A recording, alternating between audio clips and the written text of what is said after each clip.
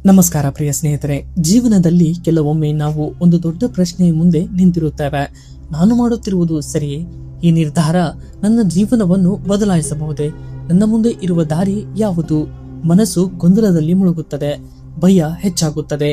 ಯಾರಾದರೂ ಸರಿಯಾದ ದಾರಿ ತೋರಿಸಲಿ ಎಂದು ಮನಸ್ಸು ಬಯಸುತ್ತದೆ. ಇದೇ ರೀತಿಯ ಗೊಂದಲವನ್ನು ಒಮ್ಮೆ ಅರ್ಜುನ ಕೂಡ ಅನುಭವಿಸಿದ್ದರು. ಮಹಾಭಾರತದ ಯುದ್ಧ ಭೂಮಿಯಲ್ಲಿ ತನ್ನವರ ವಿರುದ್ಧ ಯುದ್ಧ ಮಾಡಬೇಕಾದ ಸಂದರ್ಭದಲ್ಲಿ ಅರ್ಜುನನ ಕೈಗಳು ನಡುಗಿದ್ದವು, ಮನಸ್ಸು ಕುಗ್ಗಿತ್ತು, ಜೀವನದ ಅರ್ಥವೇ ಪ್ರಶ್ನೆಯಾಗಿತ್ತು. ಈ ಸಮಯದಲ್ಲಿ ಅವನಿಗೆ ದಾರಿ ತೋರಿಸಿದವರು ಶ್ರೀಕೃಷ್ಣ ಪರಮಾತ್ಮ. ಅವರು ಹೇಳಿದ ಮಾತುಗಳೇ ಇಂದು ಭಗವದ್ಗೀತೆ ಎಂದು ನಮ್ಮೆಲ್ಲರ ಬದುಕಿಗೆ ಬೆಳಕಾಗಿದೆ.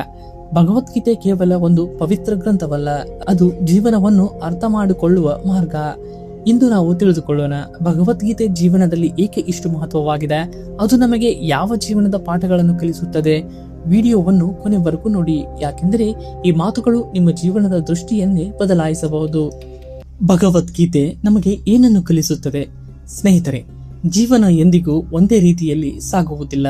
ಕೆಲವೊಮ್ಮೆ ಸಂತೋಷ, ಕೆಲವೊಮ್ಮೆ ನೋವು, ಕೆಲವೊಮ್ಮೆ ಗೆಲುವು, ಕೆಲವೊಮ್ಮೆ ಸೋಲು. ಆದರೆ ಈ ಎಲ್ಲ ಪರಿಸ್ಥಿತಿಗಳಲ್ಲೂ ಮನಸ್ಸು ಶಾಂತವಾಗಿಡುವುದು ಹೇಗೆ? ಇದನ್ನೇ ಭಗವದ್ಗೀತೆ ಕಲಿಸುತ್ತದೆ. ಕಷ್ಟಗಳು ಬಂದಾಗ ಕುಕ್ಕಬೇಡ, ಗೊಂದಲ ಬಂದಾಗ ನಿಲ್ಲಬೇಡ, ನಿನ್ನ ಕೈಲಾದಷ್ಟು ಪ್ರಾಮಾಣಿಕ ಪ್ರಯತ್ನ ಮಾಡು. ಜೀವನದಲ್ಲಿ ಗೆಲುವು ಅಥವಾ ಸೋಲು ಮುಖ್ಯವಲ್ಲ, ಸರಿಯಾದ ಮಾರ್ಗದಲ್ಲಿ ನಡೆಯುವುದು ಮುಖ್ಯ. ನಮ್ಮ ಕರ್ತವ್ಯವನ್ನು ಪ್ರಾಮಾಣಿಕವಾಗಿ ಮಾಡುವುದು ಮುಖ್ಯ. ದಯೆ, ಸತ್ಯ, ಪ್ರಾಮಾಣಿಕತೆ ಇವುಗಳನ್ನು ಎಂದಿಗೂ ಬಿಟ್ಟುಕೊಡಬಾರದು ಎಂದು ಗೀತೆ ಹೇಳುತ್ತದೆ. ಭಗವದ್ಗೀತೆಯ ಅತ್ಯಂತ ಮುಖ್ಯ ಪಾಠ. ಭಗವದ್ಗೀತೆಯಲ್ಲಿ ಇರುವ ಅತ್ಯಂತ ಪ್ರಸಿದ್ಧ ಸಂದೇಶವಿದು: ನಿನ್ನ ಕೆಲಸವನ್ನು ನೀನು ಮಾಡು, ಫಲಿತಾಂಶವನ್ನು ನನಗೆ ಬಿಡು. ಈ ಒಂದು ಮಾತು ಜೀವನವನ್ನು ಸಂಪೂರ್ಣವಾಗಿ ಬದಲಾಯಿಸಬಹುದು. ನಾವು ಸಾಮಾನ್ಯವಾಗಿ ಏನು ಮಾಡುತ್ತೇವೆ? ಕೆಲಸ ಆರಂಭಿಸುವ ಮೊದಲೇ ಏನಾದರೂ ತಪ್ಪಾದರೆ, ನಾನು ಸೋತರೆ ಜನರು ಏನು ಹೇಳುತ್ತಾರೆ ಎಂದು ಚಿಂತಿಸುತ್ತೇವೆ. ಆದರೆ ಗೀತೆ ಹೇಳುವುದು ಬೇರೆ. ನಿನ್ನ ಕರ್ತವ್ಯವನ್ನು ನೀನು ಮಾಡು, ನಿನ್ನ ಶ್ರೇಷ್ಠ ಪ್ರಯತ್ನವನ್ನು ಮಾಡು. ಫಲದ ಬಗ್ಗೆ ಅತಿಯಾಗಿ ಚಿಂತಿಸಬೇಡ. ಓದುವುದು ಒಳ್ಳೆಯದು, ಆದ್ದರಿಂದ ಓದು. ಇತರರಿಗೆ ಸಹಾಯ ಮಾಡುವುದು ಒಳ್ಳೆಯದು, ಆದ್ದರಿಂದ ಸಹಾಯ ಮಾಡು. ಫಲಿತಾಂಶದ ಭಯವಿಲ್ಲದೆ ಸತ್ಯದ ಮಾರ್ಗದಲ್ಲಿ ನಡೆ. ಇದೇ ನಿಜವಾದ ಶಾಂತಿ. ಭಗವದ್ಗೀತೆ ಪ್ರತಿದಿನ ನಮಗೆ ಕೆಲವು ಮಹತ್ವದ ಸಂಗತಿಗಳನ್ನು ನೆನಪಿಸುತ್ತದೆ. ಧೈರ್ಯವನ್ನು ಕಳೆದುಕೊಳ್ಳಬೇಡಿ. ಜೀವನದಲ್ಲಿ ಎಷ್ಟು ದೊಡ್ಡ ಸಮಸ್ಯೆ ಬಂದರೂ ನಿನ್ನ ಮೇಲೆ ನಂಬಿಕೆ ಇಡು. ಒಮ್ಮೆ ಕುಗ್ಗಬಹುದು, ಆದರೆ ಸೋಲಬೇಡ. ಕೋಪ ಮತ್ತು ಭಯ ಬಂದಾಗ ಶಾಂತವಾಗಿರಿ. ಕೋಪದಲ್ಲಿ ತೆಗೆದ ನಿರ್ಧಾರ ಹೆಚ್ಚು ನೋವನ್ನು ಕೊಡಬಹುದು. ಭಯದಲ್ಲಿ ತೆಗೆದ ನಿರ್ಧಾರ ತಪ್ಪು ದಾರಿಗೆ ಕೊಂಡೊಯ್ಯಬಹುದು. ಆದ್ದರಿಂದ ಮೊದಲು ಮನಸ್ಸನ್ನು ಶಾಂತಗೊಳಿಸು, ನಂತರ ನಿರ್ಧಾರ ಮಾಡು.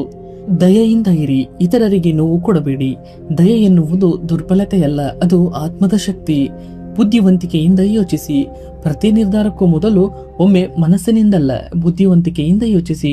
ತಾಳ್ಮೆಯಿಂದ ಇರಿ. ಎಲ್ಲವೂ ಒಂದಲ್ಲ ಒಂದು ಕಾರಣಕ್ಕಾಗಿ ನಡೆಯುತ್ತದೆ. ಇಂದು ನೋವಾಗಬಹುದು, ಆದರೆ ನಾಳೆ ಅದೇ ಅನುಭವ ನಿಮ್ಮ ಶಕ್ತಿಯಾಗಬಹುದು. ಇಂದಿಗೂ ಜನರು ಭಗವದ್ಗೀತೆಯನ್ನು ಏಕೆ ಓದುತ್ತಾರೆ? ಸಾವಿರಾರು ವರ್ಷಗಳು ಕಳೆದರೂ ಮಾನವನ ಸಮಸ್ಯೆಗಳು ಬದಲಾಗಲಿಲ್ಲ. ಇಂದಿಗೂ ಜನರು ಭಯಪಡುವವರು, ಚಿಂತೆ ಪಡುತ್ತಾರೆ, ಅಸೂಯೆ ಅನುಭವಿಸುತ್ತಾರೆ, ಒತ್ತಡದಲ್ಲಿ ಬದುಕುತ್ತಾರೆ, ಗೊಂದಲದಲ್ಲಿ ಮುಳುಗುತ್ತಾರೆ. ಅದಕ್ಕಾಗಿಯೇ ಭಗವದ್ಗೀತೆ ಇಂದಿಗೂ ಜೀವಂತವಾಗಿದೆ.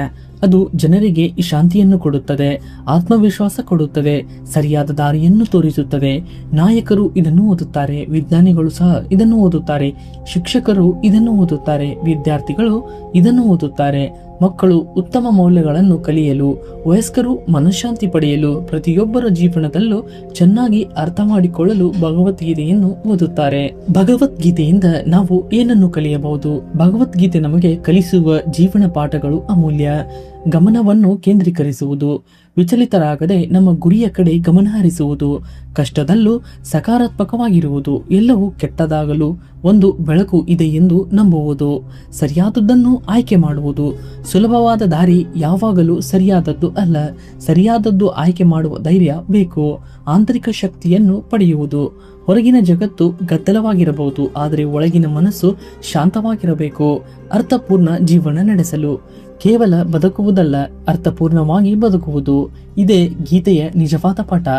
ಸ್ನೇಹಿತರೆ, ಭಗವದ್ಗೀತೆ ಕೇವಲ ಒಂದು ಪುಸ್ತಕವಲ್ಲ, ಅದು ಕತ್ತಲೆಯಲ್ಲಿರುವವನಿಗೆ ದೀಪ, ದುಃಖದಲ್ಲಿರುವವನಿಗೆ ಧೈರ್ಯ, ಗೊಂದಲದಲ್ಲಿರುವವನಿಗೆ ದಾರಿ, ಸೋಲಿನಲ್ಲಿರುವವನಿಗೆ ಮತ್ತೆ ಎದ್ದೇಳುವ ಶಕ್ತಿ.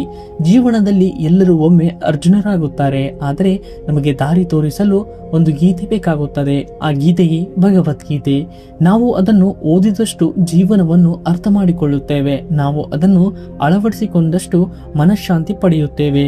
ಈ ವಿಡಿಯೋ ನಿಮಗೆ ಇಷ್ಟವಾದರೆ ಈಗಲೇ ಲೈಕ್ ಮಾಡಿ, ನಿಮ್ಮ ಅಭಿಪ್ರಾಯವನ್ನು ಕಾಮೆಂಟ್ನಲ್ಲಿ ತಿಳಿಸಿ. ಇಂತಹ ಆಧ್ಯಾತ್ಮಿಕ ಜೀವನ ಬದಲಾಯಿಸುವ ಅದ್ಭುತ ಮಾಹಿತಿಗಳಿಗಾಗಿ ನಮ್ಮ ಚಾನೆಲ್ ಅನ್ನು ಸಬ್ಸ್ಕ್ರೈಬ್ ಮಾಡೋದನ್ನ ಮರಿಬೇಡಿ. ಮುಂದಿನ ವಿಡಿಯೋದಲ್ಲಿ ಮತ್ತೆ ಭೇಟಿಯಾಗೋಣ. ಧನ್ಯವಾದ.